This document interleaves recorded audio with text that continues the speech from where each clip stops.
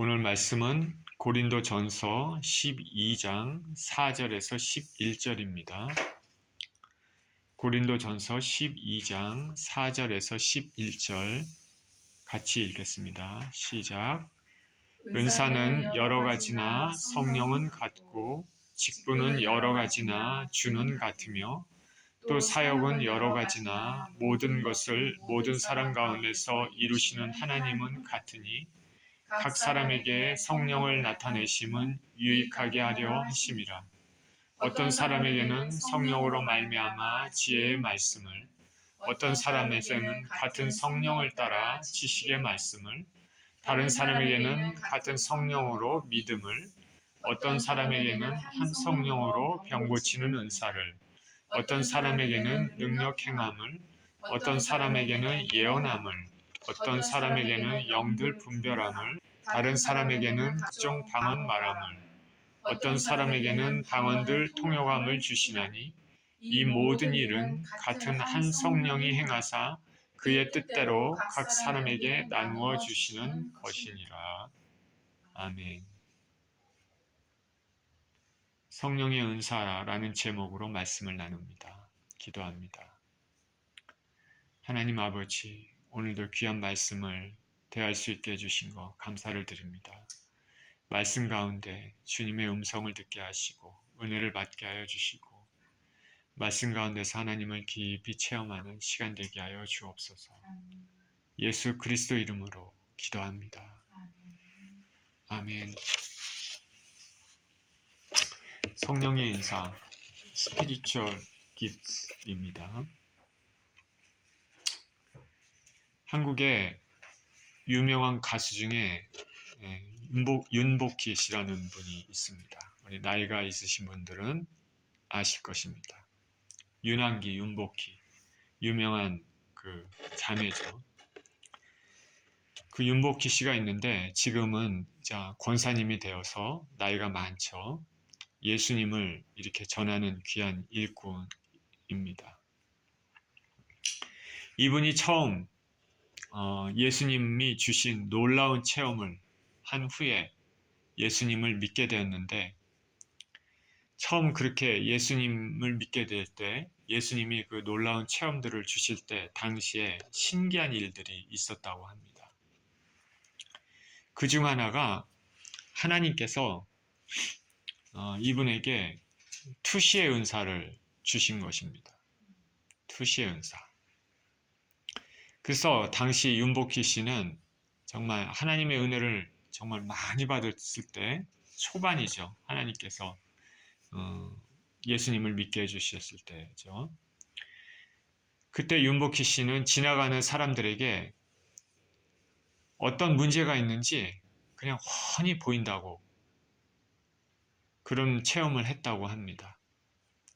그래서 지나가는 사람들에게 그 사람이 죄가 많거나 지금 위험한 길에 빠질 것 같으면은 쫓아가서 권면도 하고 아무 집이나 들어가서 안방이 어디 있냐 물어보고 죽어가는 사람이 있는데 이 사람을 위해서 예배를 같이 드리자, 그런 일도 있었다고 합니다.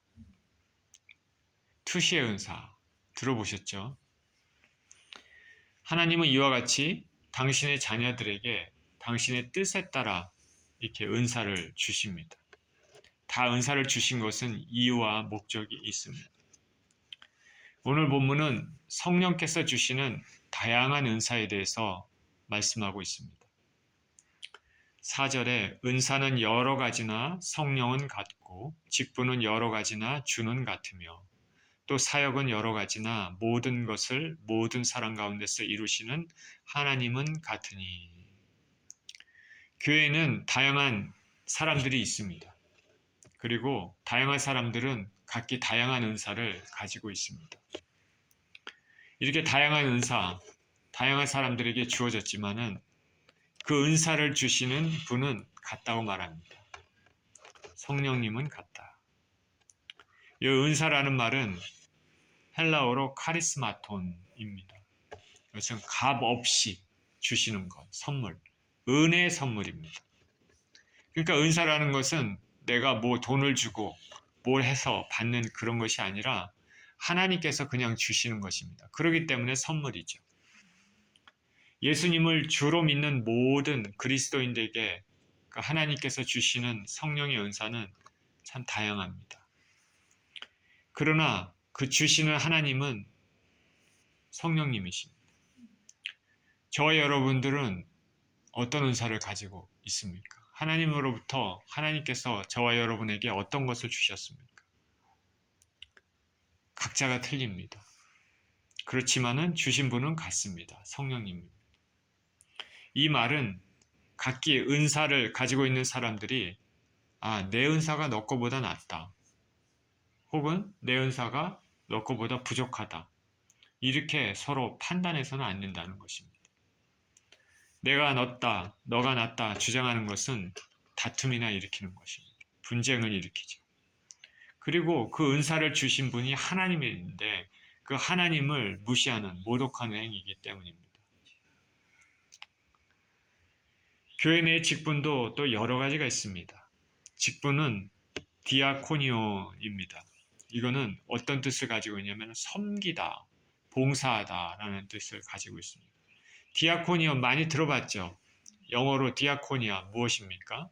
집사입니다. 집사들은 섬기는 거죠. 특별히 교회 여러 가지 행정적인 것이라든가 여러 가지들 섬기는 것이죠. 직분은 봉사의 목적이 있습니다. 섬김의 목적이 있죠. 자랑하기 위한 것이 아닙니다. 그리고 여기 한 분 주라고 얘기했습니다. 그러니 직분은 몸된 교회, 예수님을 섬기는 데 사용되는 것이죠. 한 분 예수님 섬기는 것이 그리스도인의 본분입니다.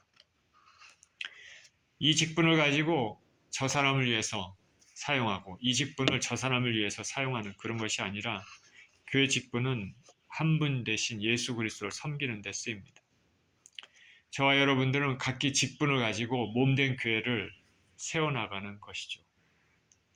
당연히 직분은 공명심을 가지고 혹은 군림하기 위해서 얻는 것이 아닙니다. 장로 직분을 얻기 위해서 돈을 사용하고 그 후에는 그 직분으로 공명심을 갖고 높아진 행동으로 교만하게 행동하는 것은 절대 있어서는 안 되죠. 목사의 경우도 마찬가지입니다. 당회장이라 해서 교회 재정을 마음대로 사용하고 교회를 자기 마음대로 좌지우지하고 개인적인 이익과 목적을 위해서 그러고 또 교회 위에 군림하는 것은 더더욱 상상할 수 없는 일입니다. 그런데 이런 폐단이 한국교회에 그대로 나타나고 있다는 것이 안타까운 현실입니다. 또 사역은 여러 가지라 했습니다. 사역에 해당하는 에네르게 마톤은 활동하게 하다라는 의미를 가지고 있습니다. 사역은 활동하게 하다라는 의미를 가지고 있습니다. 교회 내의 사역이 여러 가지가 있죠. 교회 내에서 활동하게 되는 것이 여러 가지가 있는데 그러나 그 사역을 이루시는 분은 하나님이십니다. 그래서 내가 하는 사역이 낫다, 너가 하는 사역이 낫다 이렇게 주장하면 분란만 일으킵니다. 각자의 사역은 조화롭게 하나님의 뜻 가운데서 이루어져 나가야 되는 것입니다. 위에서 성령은 같고 주는 같고 하나님은 같다 말했습니다. 바울 사도가 오늘 고린도 전서 12장에서 왜 이렇게 말했습니까? 이렇게 말한 이유는 뭐냐면 고린도 교회에 성숙하지 못한 사람들이 특정한 은사, 특별히 방언의 은사를 지나치게 강조하다가 분쟁에 휩싸였기 때문입니다. 한 성령 안에서 주신 은사를 통해 예수님의 몸된 교회를 세우기보다는 각자의 은사를 견주다가 분열만 일으켰습니다. 주님의 뜻을 무시하고 더 주목받는 은사, 그리고 더 주목받는 직분, 더 편한 사역, 이런 것만 찾고 있으면 안 됩니다. 성령도 같고 주도 같고 하나님도 같으니 이와 같이 삼위일체이신 하나님께서 모든 은사를 일관성 있게 주관해서 교회를 이루어나가고 계십니다. 그렇기 때문에 성도들은 각자의 은사, 직분, 사역의 다름을 인정하고 서로 격려하면서 몸된 교회를 이루어 나가야 됩니다. 어떤 직분은 겉사람 보기에 참 굉장해 보이고 어떤 직분은 별로 시원치 않게 보이고 그렇습니다. 어떤 사역은 멋있어 보이고 어떤 사역은 그렇지 않아 보입니다. 교회 내에서 청소를 하는 사역이 있다. 별로 멋있어 보이지 않습니다. 교회 내에서 어떤 것들을 조직하고 사람들에게 명령하고 뭐 하는 사역이 있다. 멋있어 보입니다. 그러나 그게 아니라는 것이죠. 사역은 각자가 자기가 가지고 있는 잘하는 것을 가지고 하는 것이 사역입니다. 하나님께서는 그것을 가지고 하나님께서는 각 사람을 하나님께서는 은혜를 주시는 것입니다. 7절입니다. 각 사람에게 성령을 나타내심은 유익하게 하려 하심이라. 사도 바울은 이제 은사의 목록을 열거하기 전에 하나님께서 성도들에게 여러 은사를 주신 것은 유익을 위한 것임을 밝히고 있습니다. 은사의 목적은 교회 공동체의 유익을 위한 것이다. 성령께서는 인격자로서 각 사람에게 은사를 주십니다. 또한 은사를 받은 사람은 그 받은 은사로 교회를 섬길 때 그 은사를 주신 성령님이 드러나게 됩니다. 성령께서 은사를 주시고 또 그 은사를 받은 사람들은 그것을 가지고 섬길 때 그 안에 성령님이 그 사람을 통해서 드러나게 되는 것이죠. 8절에 어떤 사람에게는 성령으로 말미암아 지혜의 말씀을, 어떤 사람에게는 같은 성령을 따라 지식의 말씀을. 사도 바울은 이제 교회 내 성도들에게 주신 성령의 은사를 나열합니다. 어떤 사람에게는 성령께서 지혜의 말씀의 은사를 주십니다. 또 어떤 사람은 같은 성령께서 지식의 말씀의 은사를 주십니다. 지혜의 말씀의 은사, 지식의 말씀의 은사, 어떻게 보면 비슷해 보입니다. 그렇지만은 다릅니다. 먼저 지혜의 말씀의 은사, 이게 뭐겠습니까? 이것은 실제적인 적용과 관련이 있다고 할 수 있겠습니다. 반면에 지식의 말씀의 은사, 이것은 이론적인 지식과 관련이 있다고 볼 수 있겠습니다. 여기 지혜는 헬라어로 소피아입니다. 소피아. 하나님의 뜻을 이해하고 그것을 실제 삶에 적용할 수 있는 능력입니다. 힘들고 어려운 사람들에게 어떻게 말로 위로해 줄 수 있겠습니까? 삶의 어려움에 봉착한 사람들에게 어떻게 말씀으로 가이드, 카운셀링을 할 수 있습니까? 삶의 문제에 대해서 말씀에 비추어 하나님의 뜻을 이해하는 그 능력도 이해에 해당한다고 할 수 있겠습니다. 자, 이런 은사는 매우 필요합니다. 중요합니다. 우리가 일상생활에서 살 때도 지혜가 필요하지 않습니까? 지혜로운 사람들은 일을 잘 헤쳐나갑니다. 지혜로운 사람들은 많은 사람들에게 덕을 끼칩니다. 더군다나 그 지혜가 하나님의 말씀에 비추어 하늘에서 온 그런 지혜라면 더욱더 귀한 가치가 있습니다. 저나 여러분이나 이런 은사가 있었으면 좋겠습니다. 제가 이 지혜의 말씀을 생각하니까 떠오르는 구절이 있었습니다. 이사야서 50장 4절입니다. 이사야 50장 4절에 이렇게 얘기합니다. 주 여호와께서 학자들의 혀를 내게 주사 나로 곤고한 자를 말로 어떻게 도와줄 줄을 알게 하시고 아침마다 깨우치시되 나의 귀를 깨우치사 학자들같이 알아듣게 하시도다. 자, 지혜 말씀의 은사가 이런 것인데 무엇보다도 지혜 말씀의 은사는 근본적으로는 하나님의 말씀을 예수님의 구원과 연관해서 효과적으로 사람들에게 선포하거나 가르치는 능력도 포함된다고 할 수 있겠습니다. 우리 주님께서는 고향 갈릴리에 가서 나사렛에 가서 회당에서 예수님께서 말씀을 가르쳤습니다. 안식일을. 듣는 사람들이 다 놀랐습니다. 이 사람이 이런 지혜가 어디서 온 거지? 마가복음 6장 2절에 안식일이 되어 회당에서 가르치시니 많은 사람이 듣고 놀라 이르되 이 사람이 어디서 이런 것을 얻었느냐? 이 사람이 받은 지혜와 그 손으로 이루어지는 이런 권능이 어찌 됨이냐. 예수님께서 회당에서 가르치시기 때문에 얼마나 지혜롭겠습니까? 지혜롭게 가르치셨겠습니까? 구체적인 내용은 우리가 직접 듣질 않아서 몰라도 예수님께서 복음서에서 그 예수님이 말씀하신 그 비유를 한번 보십시오. 많은 비유들이 있잖아요. 그 비유들 보면 얼마나 기가 막힙니까? 각각의 비유가 하늘나라의 비밀을 아주 적절하게 잘 묘사하고 있습니다. 제가 봤을 때는 하나님께서는 최고의 문학가시고 최고의 창조자시고 최고의 상상자십니다. 어떤 하늘나라의 진리를 가르치실 때 이 말로도 참 기가 막히게 비유를 설명하실 뿐만 아니라 어떤 하늘나라의 진리를 가르치실 때 그 이미지로도 우리가 놀랄 만한, 참으로 재미있고 놀랄 만한 아름다운 그 이미지로도 그렇게 보여줄 수 있습니다.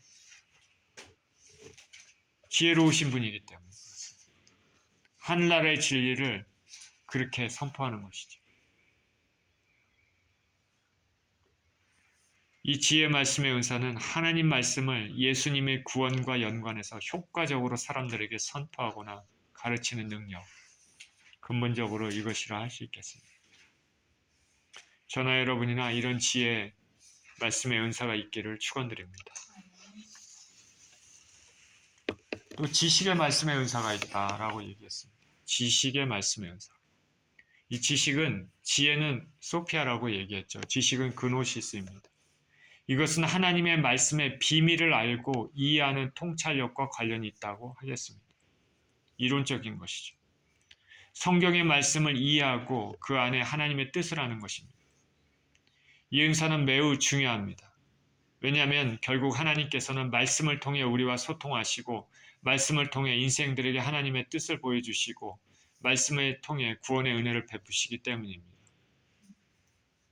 어떤 사람들은 말씀을 읽어도 성경을 읽어도 도통 무슨 뜻인지 이해를 못하는 경우가 있습니다.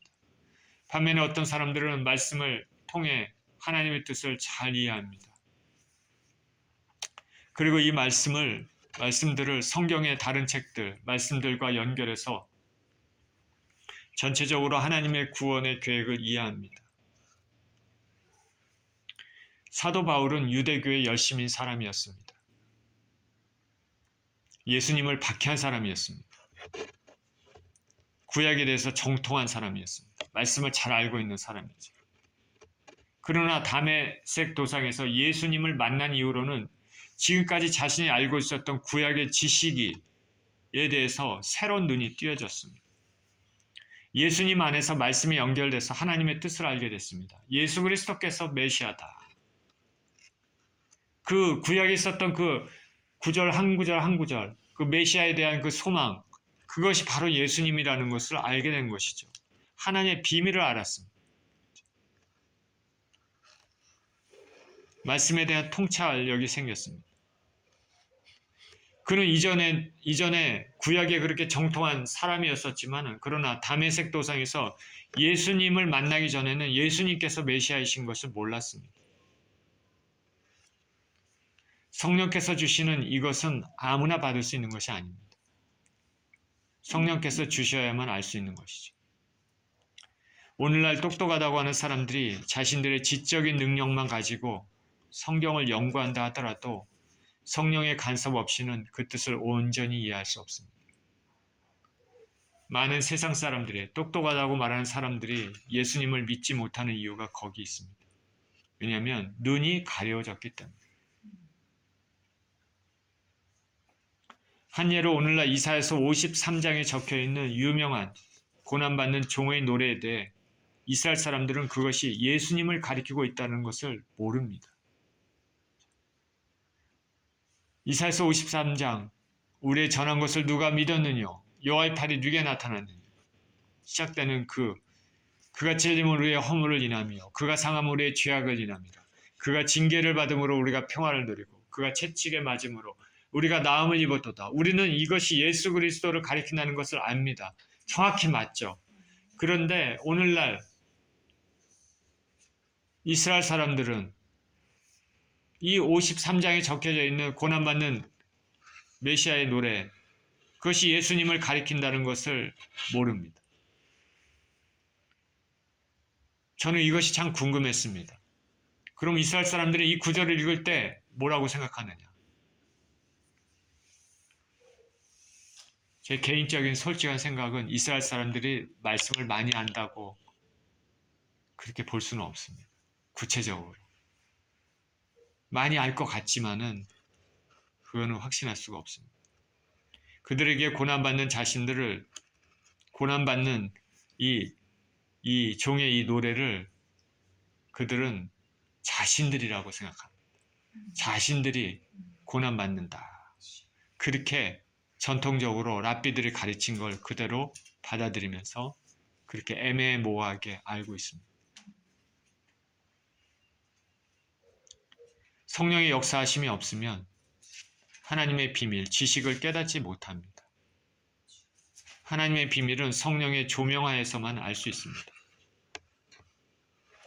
사도 바울은 에베소서 2장 그리고 로마서 16장에서 이렇게 얘기합니다. 에베소서 3장, 로마서 16장에서 이렇게 얘기합니다. 에베소서 3장 2절에서 4절에 너희를 위하여 내게 주신 하나님의 은혜, 그 은혜의 경륜을 너희가 들었을 터이라. 곧 계시로 내게 비밀을 알게 하신 것은 내가 먼저 간단히 기록한 것 같으니 그것을 읽으면 내가 그리스도의 비밀을 깨달은 것을 너희가 알 수 있으리라. 지식의 말씀이죠. 아는 것입니다. 말씀을 아는 것이죠.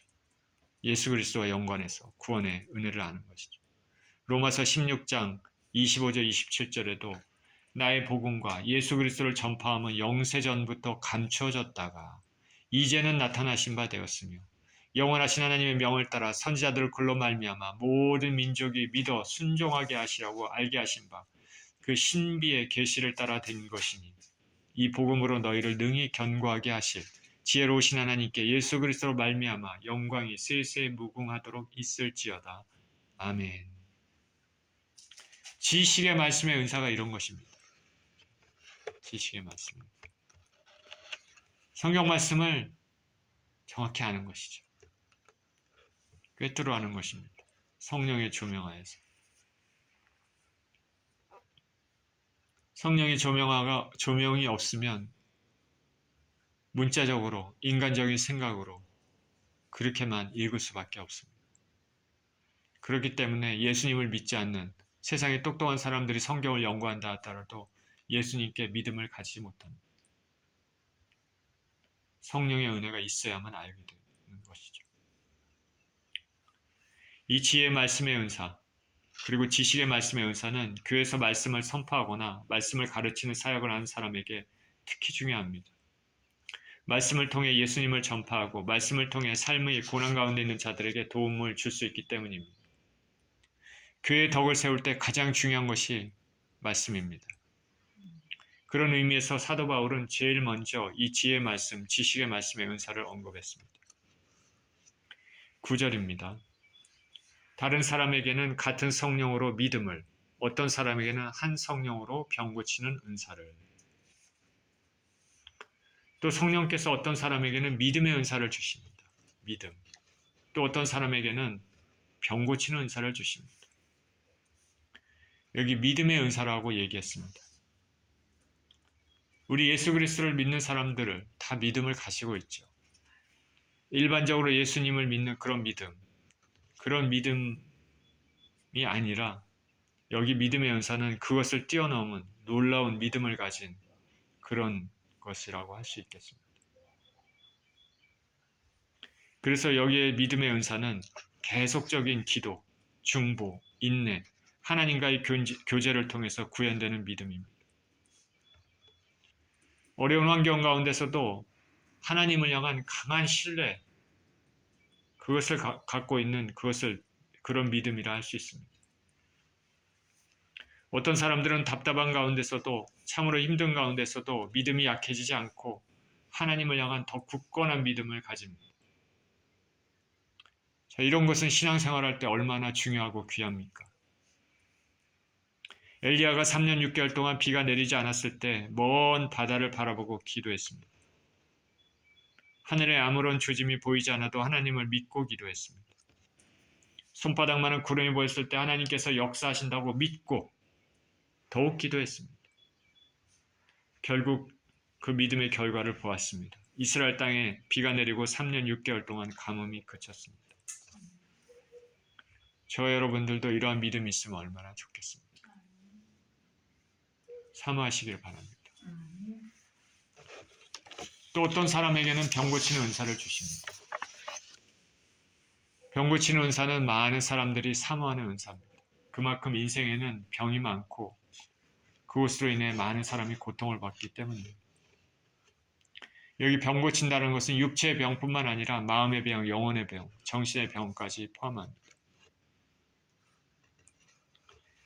하나님께서 병 고치는 은사를 어떤 사람에게 주셨습니다. 그것은 단지 병의 문제를 취하기 위한 것만은 아닙니다. 그 은사가 나타난 것은 반드시 복음과 연관돼서 하나님의 목적을 이루기 위해서 나타납니다. 예수님께서 많은 병자를 고치셨습니다.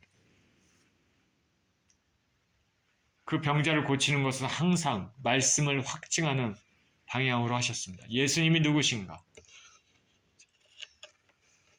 육체가 낫는 것으로 끝이는 것이 아니죠. 왜 나음을 통해서 예수님이 누구신가? 하늘나라의 특징들을 또 말씀하는 것입니다.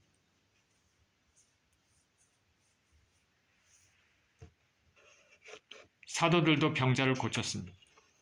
예수님께서 사도들에게 그런 권능을 주셨습니다. 복음을 확증하기 위해서. 병 고침은 그 자체의 목적보다는 하나님의 은혜를 보여주고 구원의 은혜를 이루기 위한 것으로 나타났습니다. 오늘날도 병 고침의 역사가 일어납니다. 사도시대와 같이 그렇게 강력하게 일어나지는 않지만 복음이 필요한 것에 따르는 표적으로 병 고침의 역사가 일어난다고 믿습니다. 하나님께서 어떤 사람들에게 이런 은사를 주셨습니다. 그러나 이 은사는 아무렇게나 마구잡이로 사용한다고 나타나는 것이 아니라 하나님의 목적, 복음과 구원의 목적을 이루어야 할 때 나타납니다.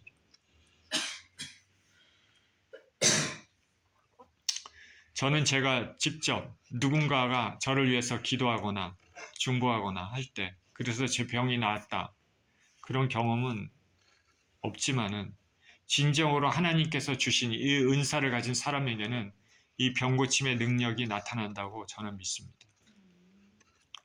역사적으로는 캐더린 쿨만 여사 같은 분이 이러한 놀라운 능력을 가졌습니다. 성령의 사람이죠. 한국의 조용기 목사님도 이 은사를 가졌다고 생각하는 사람들이 많습니다. 제가 한국에 있을 때 여의도 순복음교회에 출석했었습니다. 교회가 한참 부흥이 되었을 때 매주 주일 예배에는 예배 말미에 병든 자를 위해 기도하는 시간이 있었습니다. 모두가 함께 기도하고 그런 후에 목사님은 성령님이 보여주시는 대로 누구누구는 어떻게 나음을 입었습니다. 어떤 환경에 있는 사람이 있었는데 하나님께서 그분을 어떻게 고치셨습니다. 이렇게 기도 후에 말씀하시는 경우가 많았습니다. 비록 저 같은 경우는 그렇게 해서 그 자리에서 바로 병 고침을 체험하지는 못했어도 저는 그것이 진실임을 믿습니다. 이 병 고침의 은사는 교회의 덕을 세우기 위해 복음 전파를 위해 하나님의 살아계심을 증명하기 위해 현재에도 쓰여지고 있습니다. 10절입니다. 어떤 사람에게는 능력 행함을, 어떤 사람에게는 예언함을, 어떤 사람에게는 영들 분별함을, 다른 사람에게는 각종 방언 말함을, 어떤 사람들에게는 방언들 통역함을 주시나니 이 모든 일은 같은 한 성령이 행하사 그의 뜻대로 각 사람에게 나누어 주시는 것이니라. 어떤 사람에게는 능력 행함의 은사가 있습니다. 또 어떤 사람에게는 예언함의 은사가 있습니다. 능력 행함의 은사가 뭘까? 성경에 아나니아와 삽비라가 성령님을 속였을 때 베드로를 통해서 이 은사가 나타났습니다. 베드로는 아나니아와 삽비라가 거짓말하고 있다는 것을 알았습니다. 그리고 베드로가 그 거짓을 밝혔을 때 아나니아와 삽비라가 죽었습니다. 사도 바울이 글에 대해서 복음을 전할 때 복음을 방해한 박수 엘리마에게도 나타났습니다. 엘리마가 복음을 방해하니까 바울이 선포하자 그는 즉시 소경이 됐습니다. 이렇게 능력 행함의 은사는 자연 법칙을 초월한 기적적인 하나님의 능력이 나타나는 은사입니다. 또 어떤 사람에게는 예언의 은사가 주어졌습니다. 예언의 은사. 구약의 선지자들이 다 이런 사람들이죠. 신약에서는 사도행전의 아가보라는 선지자가 온 천하에 큰 흉년이 들 것이라고 예언을 했고 클라우디오 황제 때 실제로 그렇게 되었습니다. 또 아가보는 사도 바울이 3차 전도 여행을 마치고 예루살렘으로 갈 때 사람들이 바울의 손발을 묶고 이방인에게 넘겨줄 것이다 라는 예언도 했습니다. 그리고 잘 아시다시피 12제자 중 한 사람 사도 요한, 사도이자 선지자로서 요한계시록을 통해 인류의 마지막 때의 비밀을 예수님으로부터 받아 알렸습니다. 자, 바울 당시에 고린도 교회에 있는 성도들 중에 예언의 은사를 받은 사람들이 있었습니다. 하나님께서 이 은사를 주신 이유는 교회의 덕을 세우기 위한 것입니다. 그러기 위해서 이 은사를 받은 사람들은 예언을 받을 때마다 차례대로 질서 있게 예언을 할 수 있다 했습니다. 오늘날도 크고 작은 일에 하나님으로부터 받은 예언의 말씀을 전하는 사람들이 있습니다. 그러나 우리가 명심할 것은 그 예언이 하나님으로부터 온 것인지 아닌지를 알아야 된다는 것입니다. 거짓 예언자들이 많기 때문입니다.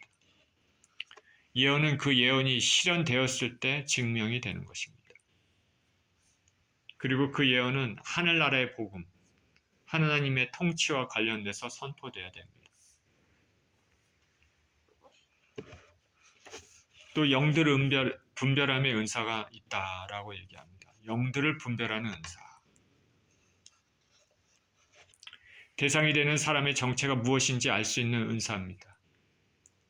어떤 사람은 우리가 볼 수 없는 사람의 내면 안에 있는 영혼의 상태, 마음의 상태를 안다고 합니다. 하나님께서 그런 것을 주신 것이죠. 서두에 말씀드린 윤복희 권사님에게도 주어졌던 그런 은사가 이런 종류의 은사가 아닐까 생각합니다. 이 은사를 가진 사람들은 사람을 보았을 때 하나님께서 그 사람 안에 있는 영의 상태, 이 사람은 개구리의 영, 저 사람은 여우의 영, 저 사람은 늑대의 영, 이런 것들을 볼 수 있다고 합니다. 개구리의 영이 뭘까? 개구리의 영은 개구리처럼 개굴개굴 하는 거니까 어디 가서 이런저런 말들을 막 퍼뜨리는 사람들이겠죠. 그런 거를 잘하는 사람, 나쁜 것들을 퍼뜨리는 말로써 그런 행위를 잘하는 사람이죠. 안 좋은 것이죠. 여우의 영은 교묘하고 간교한 같은 그런 사람들을 뜻하는 것이겠죠. 늑대 영은 해치는 영이겠죠. 우리 일반 그리스도인들에게도 성령께서 주시는 기본적인 영들 분별함이 있습니다. 어떤 영이 하나님께 속하였는지 아는지를 어느 정도 알 수 있는 것이죠. 바로 예수님께서 우리 인간들과 똑같은 모양으로 이 땅에 오셔서 우리 죄를 지시고 십자가를 지시고 죽으셨다는 것. 그것을 인정하느냐 인정하지 않느냐를 통해서 우리는 이 영이 하나님께 속했나 하나님께 속하지 않았나 알 수 있습니다. 이것을 인정하지 않는 영마다 하나님께 속하지 않은 적그리스도의 영이라고 성경은 말합니다.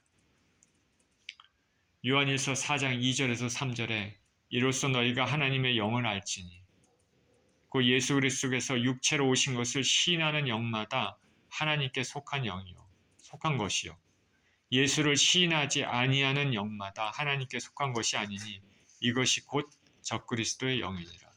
오리란 말을 너희가 들었거니와 지금 벌써 세상에 있느니라. 사도 요한 당시 영지주의자들 예수 그리스도께서 우리 인간과 똑같은 몸으로 오셔서 고통과 괴로움을 당하시고 십자가에 피 흘리시고 죽으시고 3일 만에 부활하시고 승천하셨습니다. 그로 인해 우리가 죄사함의 은혜를 얻는 것입니다. 그러나 영지주의자들은 이것을 부정했습니다. 예수님이 우리와 똑같은 육체의 몸으로 오신 분이 아니다. 부정하는 것이죠. 그들은 영만 중요하게 생각합니다. 육체를 부정하게 생각했습니다. 사도 바울이 고린도에서 복음을 전할 때 고린도 철학자, 에피쿠로스 철학자, 스토아 철학자 학자들이 예수님의 사람의 부활을 전했을 때 그것을 멸시했던 것하고 똑같습니다. 예수님께서 육체로 오셔서 우리 인간의 육체를 가진 인간의 죄를 사하셨다, 피 흘리셨다 이거를 믿지 않는 것이죠. 적그리스도의 영입니다.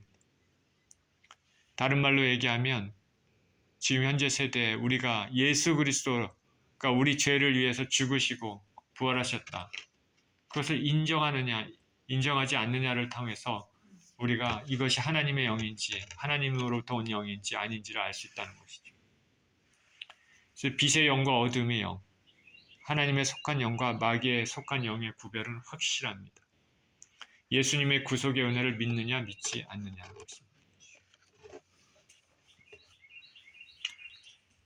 또 마지막으로 방언과 방언 통역의 은사가 있습니다. 방언은 영의 언어입니다. 하나님과 개인적인 교제를 할 수 있는데 유용하게 사용할 수 있습니다. 그리고 보이지 않는 영적 세계에 영향을 끼치는 언어입니다. 일반적으로 이해할 수 없기 때문에 우리의 마음에는 열매를 맺히지 못한다 했습니다. 그러나 개인적인 신앙의 차원에서는 매우 유익한 은사라고 할 수 있겠습니다. 하나님께서 어떤 사람들에게 이 은사를 주셨습니다. 우리 주변에도 어렵지 않게 이 은사를 받은 사람들을 종종 볼 수 있습니다. 사도 바울도 자신이 방언으로 기도하고 또 우리가 알 수 있는 언어로도 기도한다고 말했습니다. 방언은 개인의 덕을 세울 수 있는 신앙에 유익한 은사입니다. 그런데 보다 중요한 것은 통역의 은사라고 얘기했습니다. 이 은사는 방언이 무슨 의미인지를 알려주는 은사라고 할 수 있습니다. 방언을 말할 때 무슨 말인지 모르지만 통역의 은사를 가진 사람이 그 방언을 통역하게 되면 교회에 유익을 가져다 줄 수 있는 것입니다. 그렇기 때문에 방언의 은사를 가진 사람들은 통역의 은사도 사모하면 좋을 것입니다. 그런데 방언의 은사는 겉으로 나타나죠. 주목받는 그 은사이기 때문에 그것을 가지고 있지 못한 사람에게 무시하는 경우가 생길 수 있습니다. 바로 고린도 교회가 그랬습니다. 그러니 우리는 주의해야 되는 것이죠. 오늘 본문에서도 은사를 나열하면서 맨 마지막에 방언과 통역의 은사를 언급한 것을 알아야 됩니다. 얼마 전에 소천하신 존 메가도 목사님은 교회가 예수 그리스도의 몸을 세우고 복음을 가르치고 전파하는 목적, 영혼 구원의 목적이 가장 중요하다는 것을 안다면 오늘 본문에서 바울 사도가 나열한 은사 중에 중요한 것이 말씀의 은사라고 했습니다. 왜냐하면 지혜의 말씀과 지식의 말씀은 교회에 가장 큰 덕을 끼칠 수 있는 은사이기 때문에 그렇습니다. 우리는 오늘 주님께서 주시는 성령의 다양한 은사를 간략히죠. 아주 많은 은사가 있기 때문에 간략히 살펴봤습니다. 이 은사들은 공통된 기원을 가졌습니다. 삼위일체 하나님께서 주시는 것이다. 하나님께서는 당신의 뜻대로 각 사람에게 은사를 주십니다. 그 주신 은사를, 다른 은사를 가지고 교회를 섬기라고 하시는 것이죠. 그러니까 우리가 나에게 하나님께서 주신 은사가 있다면 그것에 감사하고 교회를 위해, 하나님을 위해 쓰는 것이죠. 내 은사가 낫고 너 은사가 낫고 내 은사가 좋지 못하고 너 은사가 좋지 못하다 비교하는 행위를 삼가야 됩니다. 오늘 본문의 은사들을 얘기했지만 이 은사가 모든 은사, 하나님께서 주신 모든 은사를 전부 다 포괄하는 것은 아닙니다. 로마서 12장 3절 8절에는 또 다른 은사들이 기록되어 있습니다. 또 다른 은사들, 권면하는 것, 구제하는 것, 여러 가지 은사들이 있죠. 그거 말고도 많은 은사들이 있습니다. 하나님께서 각자에게. 내가 남들보다 유별리 잘하는 것, 그걸 할 때 또 기쁘고 즐겁게 하는 것, 이런 것들이 은사입니다. 저와 여러분들은 분명 하나님으로부터 한 가지 이상의 은사를 받았습니다. 남들보다 잘하는 것이 한 가지 이상은 있습니다. 그것을 가지고 하나님께 영광을 돌리면 됩니다. 받은 은혜에 감사하시면서 하나님께서 각자에게 주신 은사들을 10분 활용해서 하늘나라를 위해 쓰시는 저와 여러분 모두 되시기를 예수 그리스도 이름으로 축원드립니다. 기도합니다. 하나님 아버지, 주님은 선물을 주시는 분입니다. 주님은 당신의 백성들에게 주님의 뜻에 따라 여러 가지 은사들을 주십니다. 어떤 사람에게는 지혜 말씀, 어떤 사람에게는 지식의 말씀, 어떤 사람에게는 예언, 어떤 사람에게는 방언, 통역, 어떤 사람에게는 방언, 어떤 사람에게는 병 고치는 능력, 다양하게 주십니다. 이 모든 것들은 당신의 나라를 위해 그의 덕을 세우기 위해 사용하라고 주신 것입니다. 하나님 아버지, 주께서 우리에게 주신 그 은사, 그 귀한 은사를 10분 활용해서 하늘나라를 위해서 귀하게 쓰는 우리 모두가 될 수 있도록 축복하여 주옵소서. 감사합니다. 예수 그리스도 이름으로 기도합니다.